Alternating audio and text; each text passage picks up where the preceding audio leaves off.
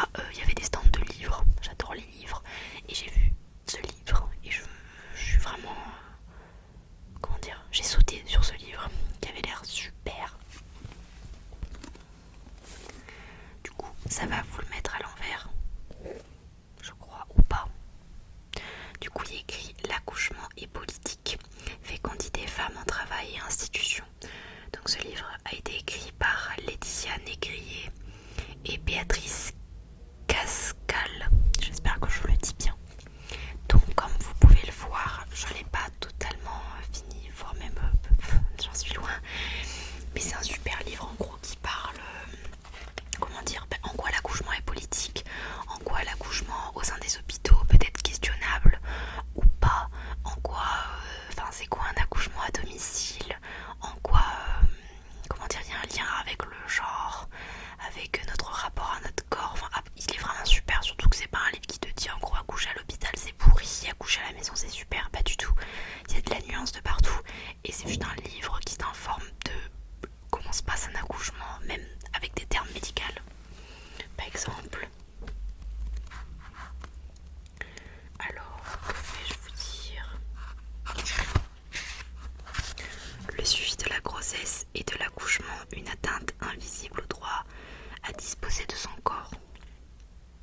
La pathologie comme filtre de la prise en charge. Voilà, c'est un thème parmi tant d'autres. Ou la médicalisation de la fécondité féminine. Qu'est-ce qu'il y a d'autre? Les deux faces de la dissociation, sexualité, procréation, enfin voilà, c'est de ce thème-là et il est vraiment super. Après c'est un livre, je pense qu'il date un peu. Je sais pas où il y a écrit la date.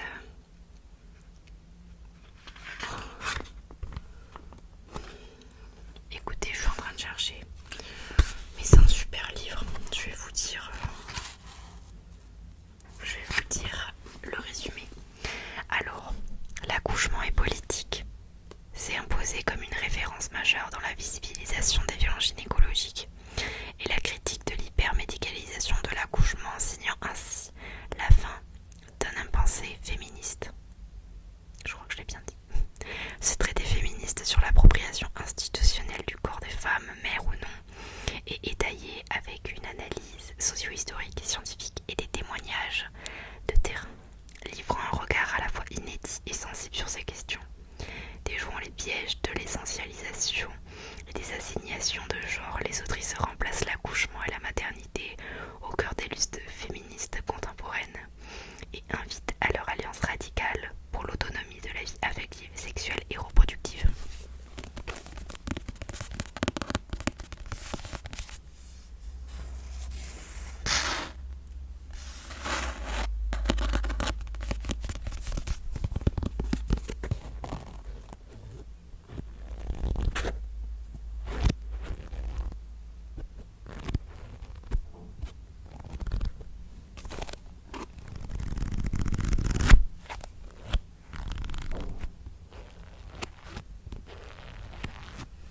Voilà, donc c'est un super livre. Après voilà, on le lit avec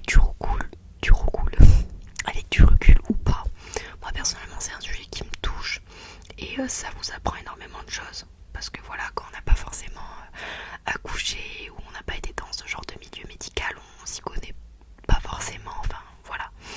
Du coup, je vous conseille, il est vraiment super. Ensuite, alors c'est un livre que je n'ai pas fini non plus, voire même pas du tout, mais je l'ai commencé. Donc ça s'appelle La matrice de la race. Hop. Bon, la couverture est un peu dégueulasse, et voilà, c'est encore disséqué, mais bon. Donc c'est La matrice de la race d'Elsa Dorlin, généalogie sexuelle et coloniale de la nation française. C'est un super livre, je viens de le commencer.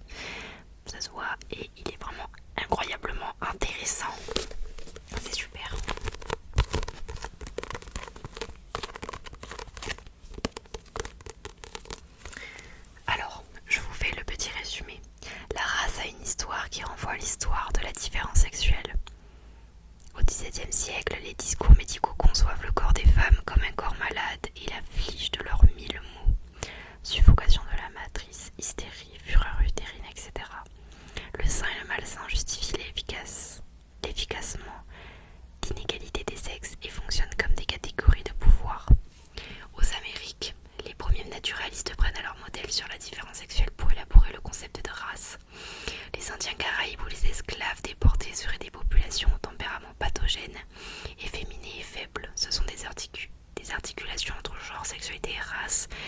Et le rôle central dans l'information de la nation française qu'analyse Elsa Dorlin au croisement de la philosophie politique, de l'histoire de la médecine et des études sur le genre. La nation prend littéralement corps dans le modèle féminin de la mère, blanche et saine, opposée aux figures d'une féminité dégénérée, la sorcière, la vaporeuse, la vivandière au mas, la nymphomane, la tribade et l'esclave africaine. Il apparaît ensuite que le sexe et la race participent d'une même matrice au moment où la nation française s'engage dans l'esclavage et la colonisation. C'est ultra... en fait, ça mélange entre histoire, politique, médecine. C'est vraiment... Je l'ai commencé, il est vraiment super. Après voilà, c'est quand même des livres, entre guillemets, sociologiques, je sais pas si c'est le terme, mais ça peut être quand même assez dur, parce que voilà, c'est quand même de la violence, tout simplement. Donc c'est pas un livre détente, quoi. C'est un livre où vous réfléchissez, mais c'est super intéressant de réfléchir sur ça, quoi. Ça vous ouvre les yeux sur plein de choses, sur des choses qui se sont passées. J'espère que le micro n'est pas trop fort. Du coup voilà, je l'ai commencé, il est super.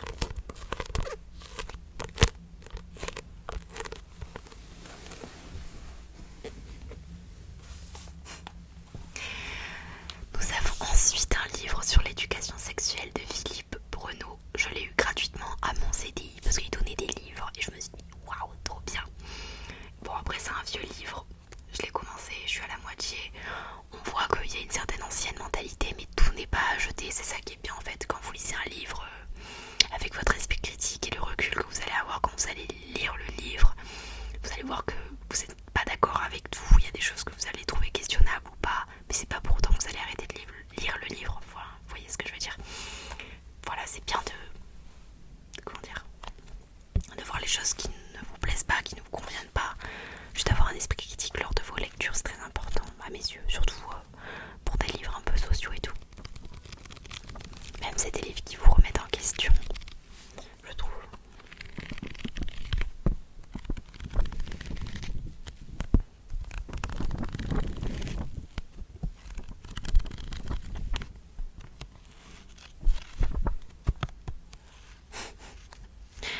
C'est triste, je sais pas si vous allez voir et si ça sera à l'endroit. Mais en gros, ce livre il a été emprunté en 2002 et en 2003. Pour vous dire, personne n'a voulu lire ce livre. Du coup ils l'ont donné en 2024. Enfin non, 2023, je sais plus. Mais du coup c'est un super livre, on voit, voilà, avec les pages que c'est... Il a du vécu, mais ça lui donne encore plus de charme. Du coup il est très bien. Il y a des schémas en plus, c'est cool. Après nous allons avoir une BD. Donc faut savoir que tous ces livres, hormis le livre que j'ai eu, La Fête de l'Humain, celui-ci que j'ai eu au CDI, c'est des livres que j'ai achetés à la librairie et qui coûtent quand même assez cher et je trouve ça dommage. Surtout cette BD, mais les BD, voilà, il y a peut-être plus de papier, plus de couleurs, donc c'est plus cher, je sais pas. Du coup voilà, cette petite BD, elle est trop belle. Donc ça s'appelle Pregnancy Comic Journal, avec mon bel accent anglais. Carnet de bord d'une grossesse inattendue. J'adore. J'aime beaucoup le dessin en plus. Voilà. Alors je vous dis le petit résumé. Un enfant met 9 mois à venir au monde, mais une mère ou un père, combien de temps faut-il pour qu'il naisse? Semaine après semaine, doute après doute, Sarah Menetti livre un journal de grossesse aussi sincère qu'émouvant, aussi émouvant que plaisant à lire. Donc il est super. En plus il est conséquent. Donc je vais essayer de vous montrer le style de... Oh merde. Bon là il y aura une coupure parce que je viens de faire tomber mon marque-page qui n'est rien que d'autre que ma pilule, enfin une ancienne pilule. Du coup ça me fait rire parce que c'est vachement dans le thème du livre.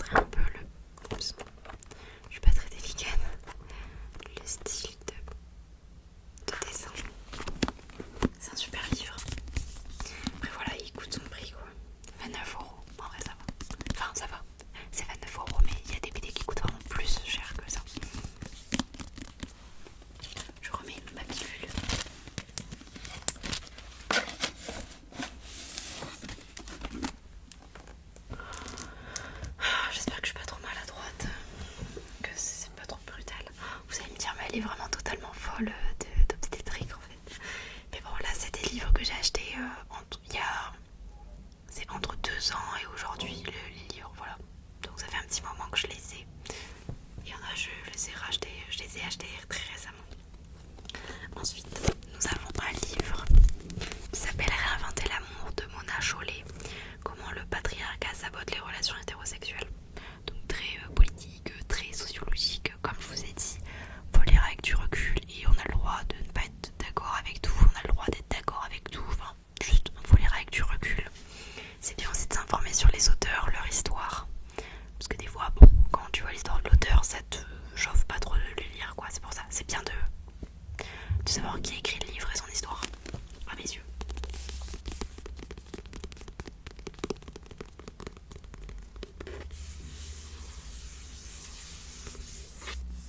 C'est un super livre qui est là vraiment. Enfin, tout ce que je vous montre, hormis la BD, ça fait réfléchir, quoi.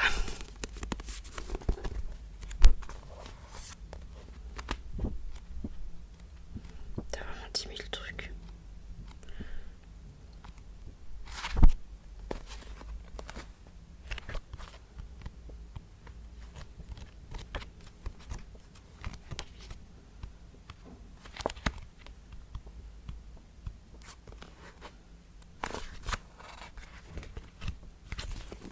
Du coup, voilà, il est vraiment super. Ça parle vraiment de. C'est complexe, hein, des relations hétérosexuelles et du patriarcat. Comment faire pour se détacher de ça, mais sans non plus, genre, ça vous fait pas la morale au point de. Enfin, ça vous prend pas la tête en fait, c'est juste une analyse un peu sociologique. Et c'est super. Ensuite, nous avons le dernier livre de gynécologie. Oui, enfin de gynécologie, d'obstétrie, je ne sais pas comment dire ça. Du coup, le livre s'appelle La norme gynécologique. C'est ce que fait la médecine, ce que la médecine fait au corps des femmes de Aurore Koechlin. Je suis pas sûre de bien le dire. Donc lui je crois que je l'ai lu en entier. Il était très long à lire. Alors je voulais le résumer. Parmi les spécialités traitant de la santé des femmes, la gynécologie occupe une place à part. Elle ne porte pas sur un moment particulier de la vie corporelle comme la maladie, la grossesse ou l'accouchement, mais consiste à suivre les patientes sans raison médicale apparente de la puberté jusqu'à la mort. Elle repose donc sur l'idée que les femmes nécessitent un suivi spécifique et régulier en matière de prévention et de contraception. Ainsi se manifeste la norme gynécologique, d'autant plus puissante qu'elle est invisible. Pour saisir son fonctionnement et défaire son évidence, Aurore Koechlin a choisi de mener l'enquête auprès de professionnels de santé et de patientes. Elle examine en féministe au plus près de l'expérience le suivi gynécologique, ses étapes et ses effets psychiques, la culpabilité ou l'angoisse qui suscite parfois, la normalisation de la douleur qu'il implique sans oublier les inégalités face aux soins. À l'heure où la gynécologie suscite interrogations et critiques sur la pilule et le respect du consentement des patientes par exemple, ce livre constitue une ressource indispensable, vivante et nuancée pour comprendre ce que la médecine fait au corps des femmes. Donc ce qui est bien dans ce livre, c'est que comme c'est écrit derrière, c'est un livre qui est vraiment nuancé. Il y a énormément de témoignages en fait, genre, elle se positionne pas, enfin si elle se positionne, mais les témoignages diversifient le propos et on voit que c'est pas juste un blabla personnel parce que enfin, c'est construit, c'est nuancé, c'est bien fait, vraiment, c'est super. Et je pense que ça permet d'avoir un recul sur sa propre situation de femme. Enfin, moi, tout ce que j'ai lu, ça m'a vraiment ouvert l'esprit sur plein de choses et je me sens plus curieuse, plus documentée sur mon propre statut, sur mes propres droits, sur plein de choses, sur des pressions peut-être inconscientes que je vis ou que je vivais. Et c'est super intéressant et c'est pas forcément anxiogène de savoir tout ça. C'est, je trouve, une ouverture d'esprit et de la curiosité. Après voilà, c'est quand même difficile à lire, il y a beaucoup de violences obstétricales qui sont énoncées dans les livres que je vous ai montrés, donc c'est quand même assez violent. Je vous conseille ça si vraiment vous voulez en savoir un peu plus sur vous, sur votre condition de femme, ou sinon sur un sujet qui vous suscite de la curiosité tout simplement. Mais voilà, si vous voulez vous ouvrir sur un sujet sociologique qui vous touche, bien évidemment, et ben ou pas d'ailleurs, et ben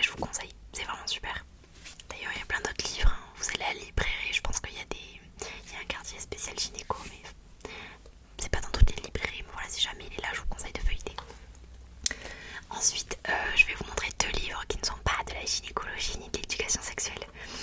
Donc je vais d'abord vous présenter La colère des aubergines. Ça, je vous promets, il n'y a pas de rapport avec les anciens livres. Donc ça a été écrit par Bubule Charmin. J'espère que je le dis bien.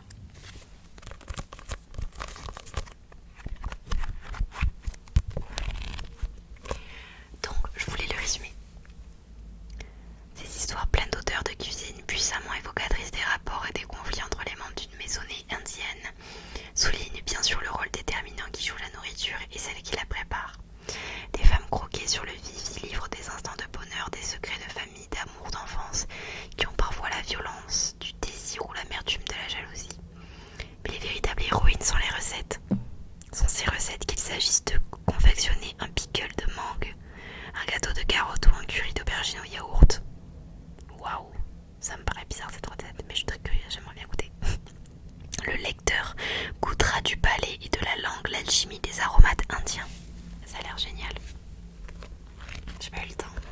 En fait c'est terrible, en fait t'achètes des livres mais t'as pas le temps quoi. Enfin, c'est là où tu te dis faut vraiment prendre du temps pour soi, faut vraiment se l'imposer quoi. Sinon tu le fais pas.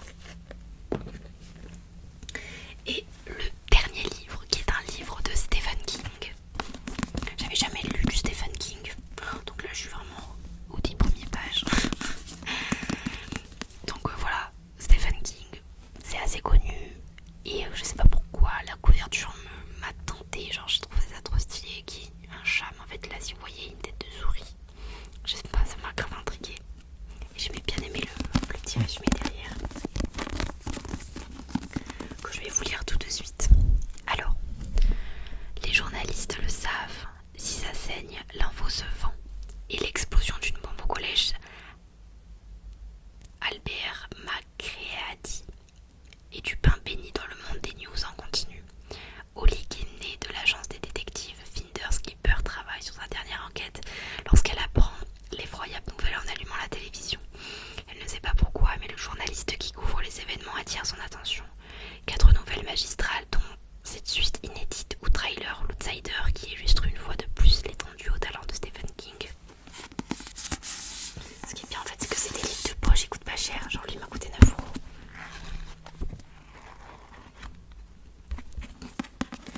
Donc franchement c'est bien. Je l'ai commencé, il est plutôt pas mal. Après à voir, je vous ferai un retour. Donc finalement c'est plutôt une pile à lire plutôt qu'une pilule. Mais c'est bien, moi ça me permet de voir en fait que j'ai plein de trucs à lire en fait.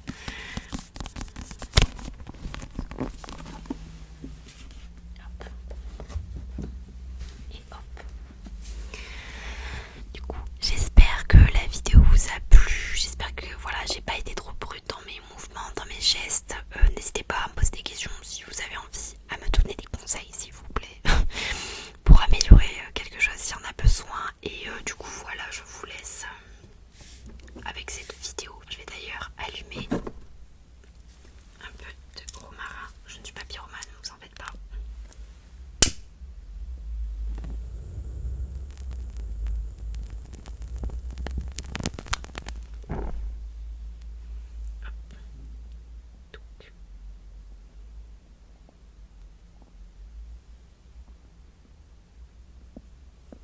Moi j'aime bien, ça sent bon. Hop, et ça purifie. Vous allez vraiment me prendre pour une grosse babosse, mais je m'en fous.